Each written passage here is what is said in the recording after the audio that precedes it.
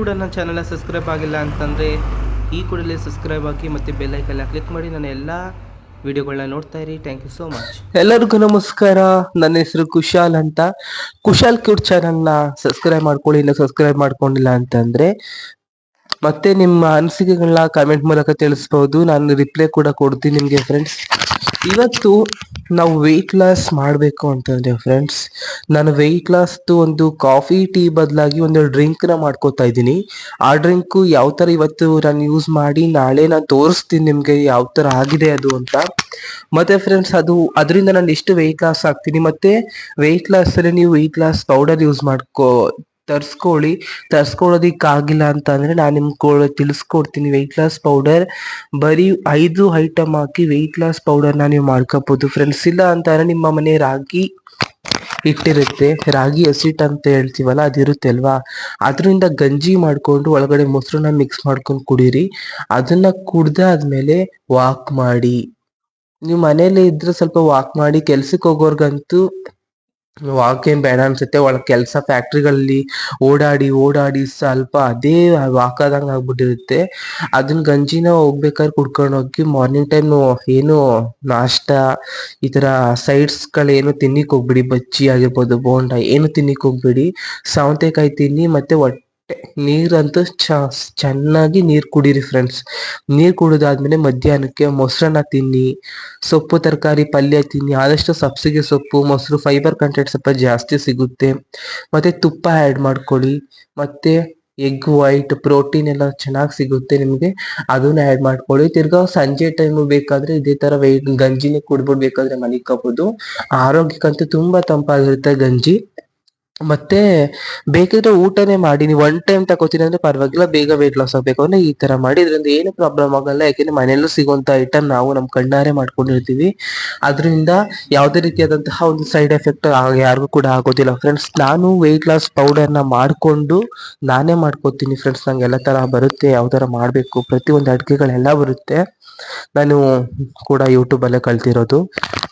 ಇವತ್ತು ನಾನು ಕೂಡ 72 kg ಇದ್ದೀನಿ. 72 kg ಇಂದ ನಾನು ಒಂದು 2 kgನಾದ್ರು ಒಂದು ವಾರದಲ್ಲಿ ಕಡಿಮೆ ಆಗಬೇಕು. 65 kg ಬಂದ್ಮೇಲೆ ನಾನು ನಿಮಗೆ ವೆಯ್ಟ್ ಲಾಸ್ ಪೌಡರ್ನ ಯಾವ ಥರ ಯೂಸ್ ಮಾಡಿದ್ದೀನಿ ಮತ್ತೆ ಯಾವ ಥರ ತಗೋಬಹುದು ಅಂತ ನಿಮಗೆ ತೋರಿಸ್ತೀನಿ. ನೋಡಿ, ನಾನು ಈ ಥರ ಬಾಡಿ ಇದೆ. ನಾನೀಗ ಬಾಡಿನ ಕಡಿಮೆ ಮಾಡ್ಕೋಬೇಕು. ಇವಾಗ ಬನ್ನಿ, ನಾನೀಗ ನಿಮ್ಗೆ ರಾಗಿ ಅಂಬ್ಲಿನ ಯಾವ ತರ ಮಾಡೋದು ಅಂತ ತೋರಿಸ್ತೀನಿ ಫ್ರೆಂಡ್ಸ್. ನೀವು ರಾಗಿ ಅಂಬ್ಲಿನ ಮಾಡ್ಕೊಂಡು ಕುಡಿತಾ ಇರಿ. ಸ್ವಲ್ಪ ಮೊಸರು ಆ್ಯಡ್ ಮಾಡ್ಕೊಳ್ಳಿ. ಚಳಿ ಟೈಮಲ್ಲಿ ಏನು ಮೊಸರು ಬೇಡ, ಬಿಸಿಲು ಟೈಮಲ್ಲಿ ಸ್ವಲ್ಪ ಮೊಸರನ್ನ ಆ್ಯಡ್ ಮಾಡ್ಕೊಳ್ಳಿ. ಚಳಿ ಟೈಮ್ ಅದು ತಂಪು ಕೋಲ್ಡ್ ಆಗೋದಿಲ್ಲ. ನೀವು ಗಂಜಿನ ಕುಡೀರಿ, ನೀರು ಚೆನ್ನಾಗಿ ಕುಡಿತಾ ಬನ್ನಿ. ಮಧ್ಯಾಹ್ನ 1 ಗಂಟೆ ಕರೆಕ್ಟಾಗಿ ಊಟ ಮಾಡಿ, ಓಕೆನಾ? ಬನ್ನಿ, ಇವಾಗ ನಾವು ಗಂಜಿ ಮಾಡೋದನ್ನ ತೋರಿಸ್ತೀನಿ ಫ್ರೆಂಡ್ಸ್. ಹಾಯ್ ಫ್ರೆಂಡ್ಸ್, ಈಗ ನಾನು ರಾಗಿ ಅಂಬ್ಲಿ ಮಾಡೋದನ್ನ ತೋರಿಸ್ತೀನಿ ಅಂದಿದ್ನಲ್ಲ. ಬನ್ನಿ ಈಗ ರಾಗಿ ಅಂಬ್ಲಿ ಮಾಡೋದನ್ನ ನೋಡ್ಕೊಬರೋಣ. ನೋಡಿ, ನಾನಿಲ್ಲಿ ಒಂದು ಬೌಲಲ್ಲಿ ರಾಗಿ ಹಸಿಟ್ಟು ತಗೊಂಡಿದ್ದೀನಿ. ಮತ್ತೆ ಗ್ಯಾಸ್ ಹಚ್ಕೊಂಡು ಒಂದು ಪಾತ್ರೆ ಇಟ್ಕೊಂಡಿದ್ದೀನಿ. ಈ ಲೋಟದಲ್ಲಿ 1 ಲೋಟ ನೀರು ಹಾಕೊಳ್ತೀನಿ. ನಂಗೆ ಅಷ್ಟೇ ಸಾಕು. 1 ಲೋಟ ನೀರು ಹಾಕೊಳ್ತೀನಿ ಫ್ರೆಂಡ್ಸ್.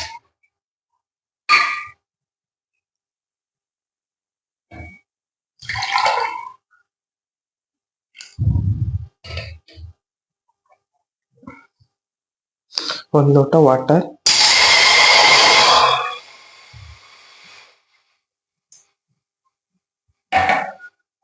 ಒಂದು ಲೋಟ ನೀರು. ನಾನು ಮತ್ತೆ ಸ್ವಲ್ಪ ಸಾಲ್ಟ್ ನ ಯೂಸ್ ಮಾಡ್ಕೋತಾ ಇದ್ದೀನಿ ಇದಕ್ಕೆ.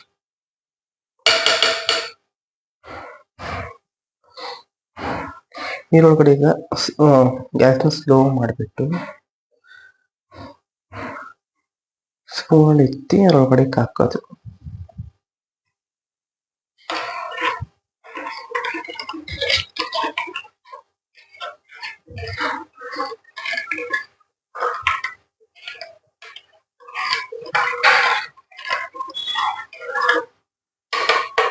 ಇನ್ನೊಂದು ಸ್ಪೂನ್, 2 ಸ್ಪೂನ್ ಸಾಕು ಫ್ರೆಂಡ್ಸ್.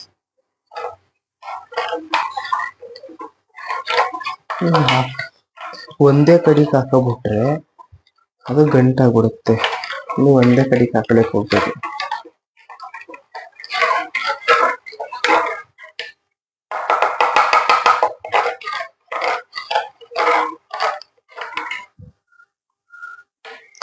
ಈಗ ರೆಡಿ ಆಗ್ತಾ ಇದೆ. ರೆಡಿ ಆದ್ಮೇಲೆ ತೋರಿಸ್ತೀನಿ ಫ್ರೆಂಡ್ಸ್. ಇವಾಗ ರಾಗಿ ಗಂಜಿ ರೆಡಿ ಆಗ್ತಾ ಇದೆ.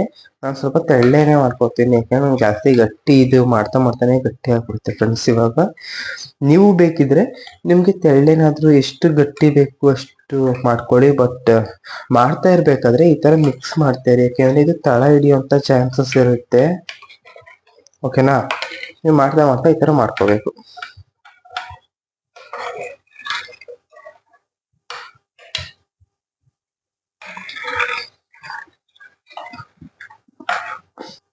ಈ ತರ ನೊರೆ ಬರ್ತಾ ಇರುತ್ತೆ.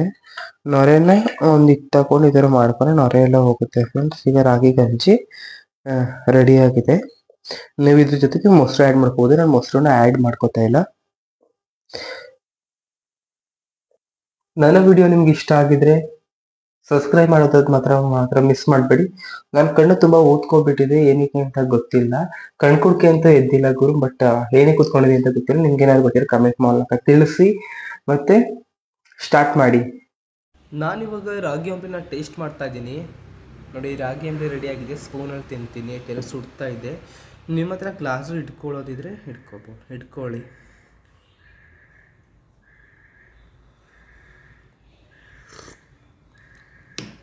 ತುಂಬ ಸಖತ್ತಾಗಿದೆ. ನಿಮಗೆ ಉಪ್ಪು ಬೇಕಾದರೆ ಹಾಕೋಬೋದು ಅಥವಾ ಬೆಲ್ಲ ಹಾಕ್ಕೊಳ್ಳಿ. ಇಲ್ಲ ಸಕ್ಕರೆ ಅಂತ ಹಾಕೊಳ್ಳೋದಕ್ಕೆ ಹೋಗಬೇಡಿ, ಸಕ್ಕರೆನ ಯೂಸೇ ಮಾಡಬೇಡಿ. ಓಕೆನಾ? ಸಬ್ಸ್ಕ್ರೈಬ್ ಮಾತ್ರ ಮಾಡೋದು ಮರಿಬೇಡಿ. ನಿಮಗೋಸ್ಕರ ವೀಡಿಯೋ ಮಾಡಿದ್ದೀನಿ.